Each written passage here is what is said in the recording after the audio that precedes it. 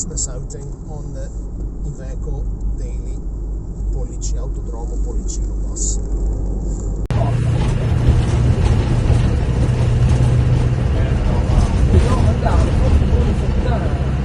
Ah sì, cazzo. Lui l'ha rimesso tutto nuovo, è stato usato ancora con il giovanile del calcio.